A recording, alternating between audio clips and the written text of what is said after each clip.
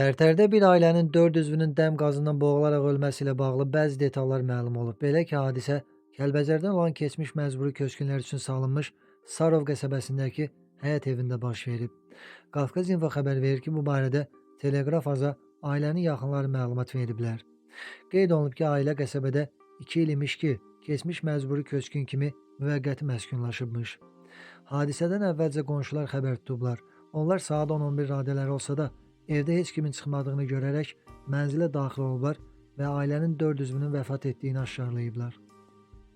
Bildirilib ki, meyidlər tibbi ekspertiza üçün prokurorluğa göndərilib. Onlar yaxınlarının dəfn olunduğu Bəyimsarov kənd qəbirstanlığında torpağa tapşırılacaqlar.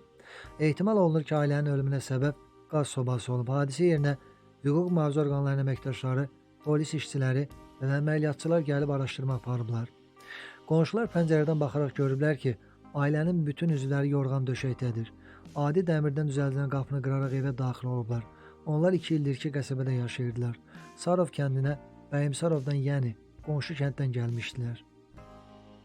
İlkin ehtimala görə soba istifadə edilmədiyi müddətdə quş tərəfindən onun borusunda yuva qurulub və yuva da samanla dolub. Hadisədən sonra soba söküləndə saman çöpləri aşkar edilib və sobanın yanar vəziyyətdə olduğu müəyyən olunub. Sarov kəndinin icra nümayəndəsi Surxa Hüseynov bu barədə məlumat verib. O, ailə başçısının fərdi işlərlə məşğul olduğunu vurğulayıb. Ailənin başçısı təsərrüfatla məşğul olurdu. Əkin əkər, kartof sahələri salar, lazım olanda ağac da əkərdi. Bir sözlə, zəhmətkeş adam idi. Dəfn mərasimi Bəyimsarov kəndində olacaq deyə o qeyd edib.